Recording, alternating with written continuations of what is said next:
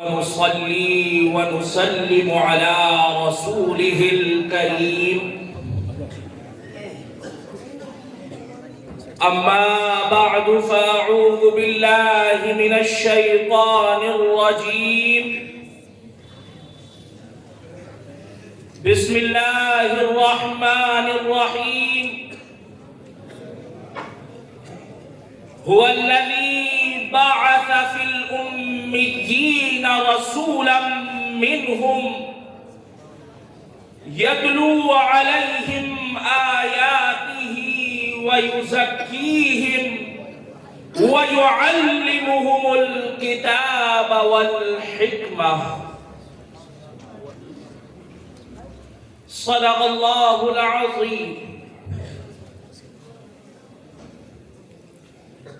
حضرات کرام،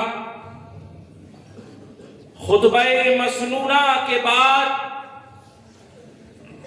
جس آیت کریمہ کا حصہ میں نے آپ حضرات کے سامنے تلاوت کیا، اس پر کچھ لب کشائی کرنے سے پہلے میں یہ بہتر سمجھتا ہوں کہ آقا نامدار، مدینے کے تاجدار جناب احمد مجتبیٰ حضرت محمد مصطفیٰ صلی اللہ علیہ وسلم کی بارگاہ میں ایک مرتبہ درود پاک کا ہدیہ پیش کریں. پڑھیں اللہم صلی علی سیدنا و نبینا و مولانا محمد وعلی آل سیدنا ونبینا و مولانا محمد وبارک وسلم. حضرات کرام، اللہ جل شانہ و عم نوالہ نے حضور اکرم صلی اللہ علیہ وسلم کو اس امت کے اندر ایک مشن کے تحت جلوگر فرمایا اور آپ کے اوپر قرآن کریم کو نازل کیا. آپ خدا کے اس پاک کلام کی آیتیں لوگوں کے سامنے تلاوت فرماتے، ان کے نفوس کا تزکیہ فرماتے، کتاب و حکمت کی ان کو تعلیم دیتے اور یہ بتاتے کہ قرآن کریم کی تعلیم حاصل کرنا اور تعلیم دینا یہ بھی اللہ کی عبادت ہے، اور الفاظ قرآنی کو غور سے پڑھنا اور سننا یہ بھی اللہ کی عبادت ہے. اللہ تبارک و تعالی نے قرآن کے اندر کیا فرمایا ہے، اس کے اندر غور و فکر کرنا، کیا احکام ہم کو دیے ہیں، اس کو صحیح طریقے کے اوپر دیکھنا اور اپنی روحوں کو، اپنے دلوں کو، اپنے دماغ کو ان سے مزین اور آراستہ کرنا، ان سے منور کرنا اور اخلاقی قدروں سے اپنے کو نہ صرف روشناس کرنا بلکہ اس سانچے کے اندر اپنے کو ڈھال کر اپنی پاک زندگی کو لوگوں کے لیے اسوہ اور نمونہ بنانا، حکمت کے ساتھ، دانائی کے ساتھ لوگوں کو اس راہ کے اوپر گامزن کرنا، یہ مشن اور طریقہ تھا جناب احمد مجتبیٰ حضرت محمد مصطفیٰ صلی اللہ علیہ وسلم. اور آج بھی آپ کے روضہ پرانوار سے یہ آواز آتی ہے کہ نشان منزل مقصود ہے میری تربت، نشان منزل مقصود ہے میری تربت، نشان یہ چھوڑتا ہوں اہل کارواں کی. لہذا اللہ کے رسول صلی اللہ علیہ وسلم نے جو لوگ تیار کیے وہ آپ کے اس مشن کو آگے بڑھاتے رہے اور اسی مشن کو، اسی طریقے کو اختیار کیا حضرت قبلہ خطیب اعظم مولانا شاہ وجیہ الدین احمد خان صاحب قادری مجددی رحمت اللہ علیہ نے اور آپ کے اس مشن کو آگے بڑھایا۔ حضرات کرام، ایک بات یاد رکھیں کہ کسی بھی مشن کو چلانے کے لیے سب سے پہلے توکل علی اللہ، عملی جد و جہد اور انسان کا سماجی طور پر پروقار ہونا نہایت ہی اہمیت رکھتا ہے۔ ہمارے مدرسے کے بانی بحر الشریعت والطریقت مفتی معظم قبلہ خطیب اعظم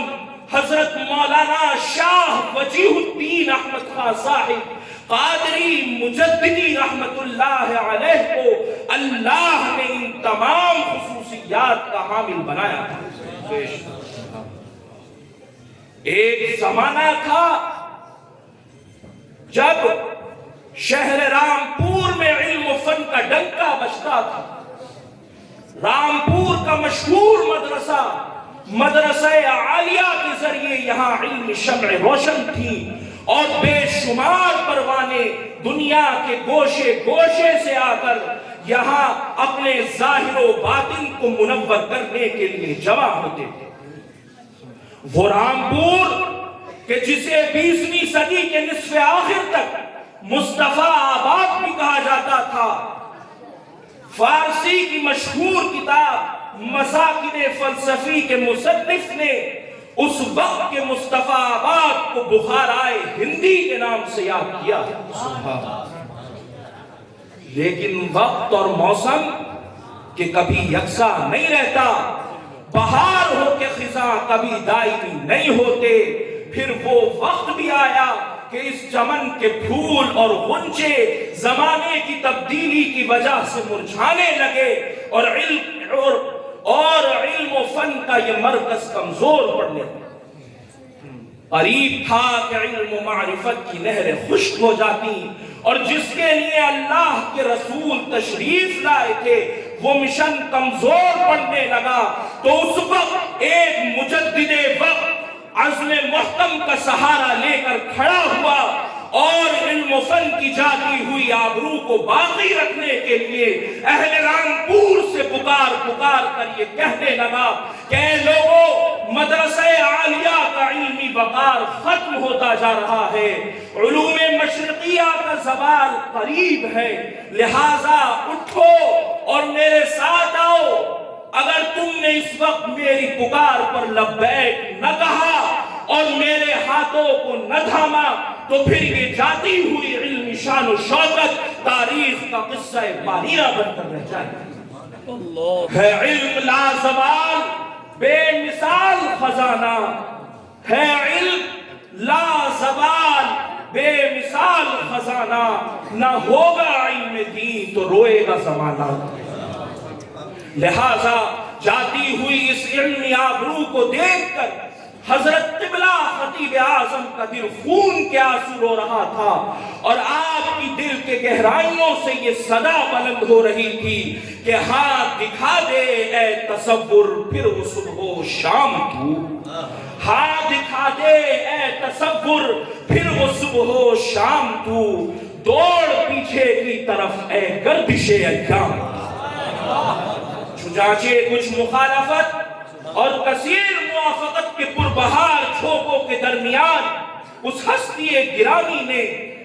قوم کے ہمدردوں، شرفاء اور شہر کے معززین کو ساتھ لے کر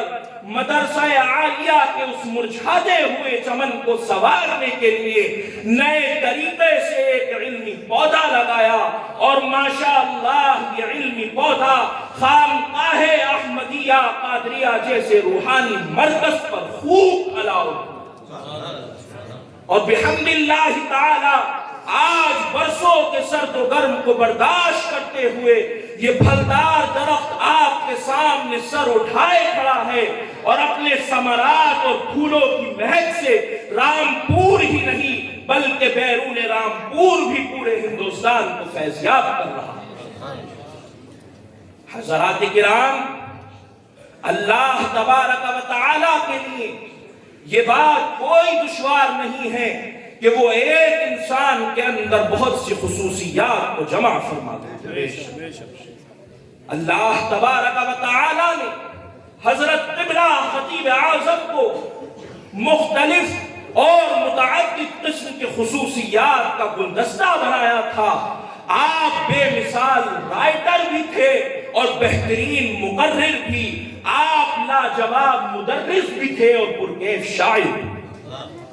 ان سب خصوصیات میں آپ کو درس و تدریس سے جو خاص قلبی لگاؤ تھا، اس کا جیتا جاگتا نمونہ مدرسہ جامع العلوم فرقانیہ آپ کے سامنے موجود ہے۔ اس علمی چمن کو باقی رکھنے کے لیے اور اس کی عزت و آبرو